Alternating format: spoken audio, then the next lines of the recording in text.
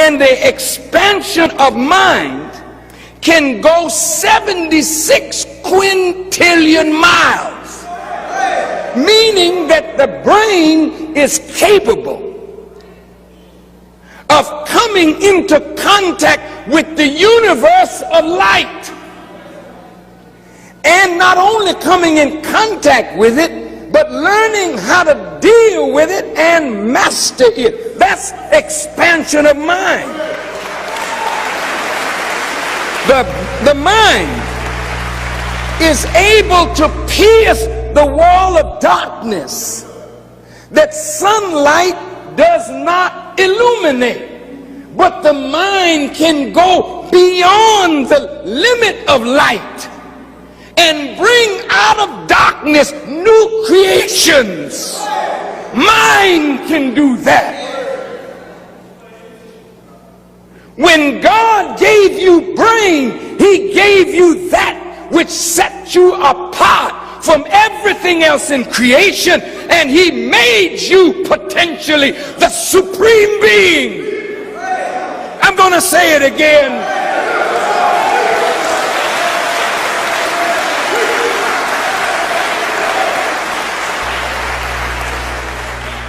What did he make you?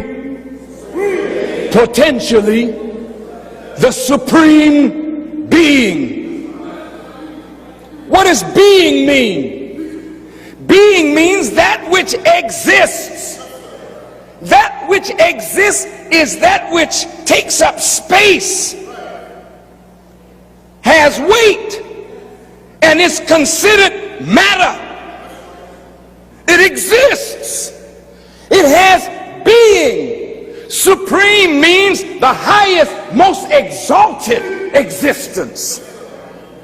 Is there anything in creation more exalted than human beings? Come on. Can you find something in the animal kingdom higher than you? Can you find something in the material creation higher than you? There's only one being higher than all, and that is the supreme of the supremes.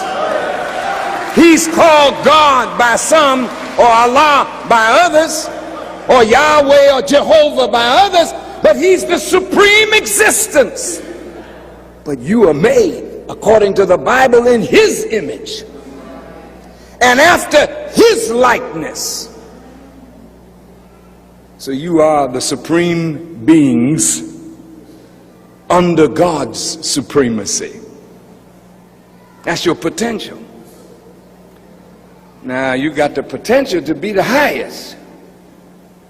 But brother and sister, we also have the potential to be as low down as a viper. Because the snake can't think. It does the actions of a snake because that's the nature in which it's created. But you can think.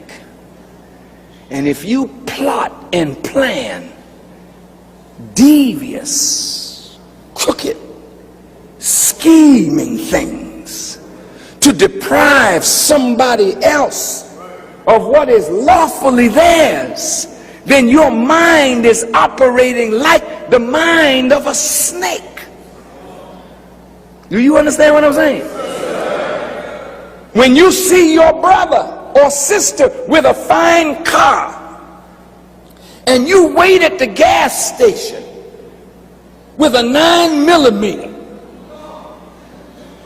and your objective is the minute they step out of the car to get the gas, you put the gun to the head, and if they resist, shoot them and take their car. That's not supreme existence. That's a human being who has degenerated to the life of a beast, because you're stalking another human being like a lion would stalk its prey. You understand what I'm saying? And when your prey is unsuspecting, you pounce on them. You are not living up to your human potential, you have become a beast in human form. Now, brothers,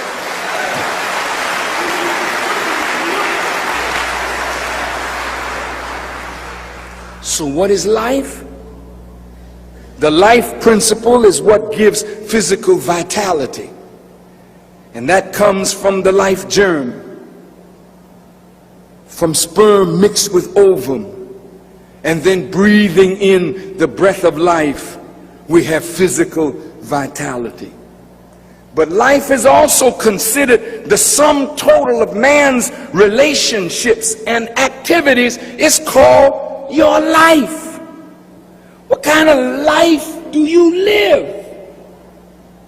Boy, that's heavy. What is the sum total of your relationships? Who do you relate with? Well, I mean, my friends. I got my friends. I relate to them. I relate to my mother. I don't see my father. I have relationships. I relate to my girl. You know what I'm saying? You know what I'm saying? I relate to the brothers in the posse with me. But what level is your relationship on? If your relationship with your mother is a fake relationship, hi ma, hi ma, you know what to give ma to get over on ma. So you smile when it's nice to smile. You act holy because mama attends church. I'll be coming, ma. I just gotta do something. I'll be right on. You go on to worship service, and the minute her back is turned, you're into your madness. You don't really have a relationship with your mother. You don't have a relationship with your father. You're not relating. It's a clash. And when you're clashing with your mother, that's not a relationship.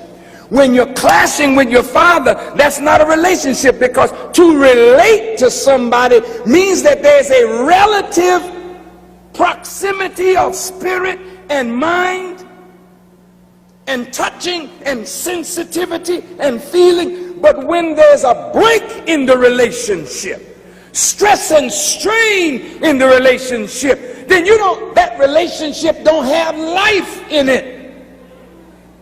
You understand what I'm saying? Some of us marry, but we don't have life in the relationship.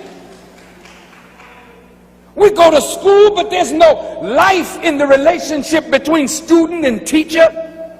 We don't have relationship with our preacher. We go and the preacher preaches over us, under us, around us, and we give our little money because it's the right thing to do. But we don't have a relationship. You don't have relationships. So if life is the sum total of man's relationships and activities, and that's called the man's life, then if I'm a thief and a hustler and a pimp, a dope seller, dope user, I mean, that's the sum of my activities in life. Then what kind of life is that I have? What kind of life do you have? What kind of life do you have? I'm asking a serious question.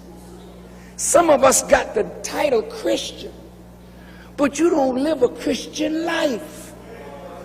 You can't say you're a Christian and don't live a Christian life. That's called hypocrisy. Somebody playing a name game, or as Brother Collins said, perpetrating a fraud.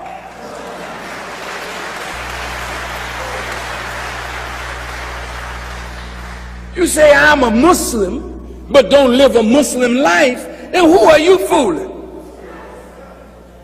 Well, you see, I was born in Islam. Hey, wait a minute. Malcolm used to say, a cat can give birth to kittens in an oven. That doesn't make them biscuits.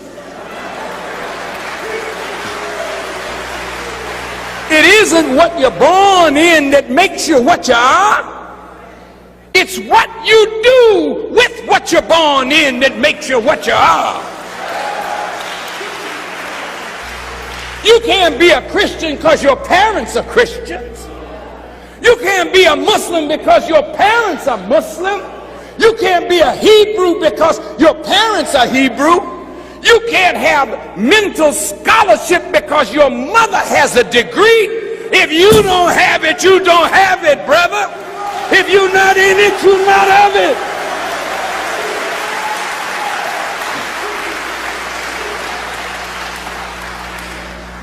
Some of us as Christians and Muslims, we rear our children. We quote a Bible verse, a Quranic verse. We say prayers and we tell our children, pray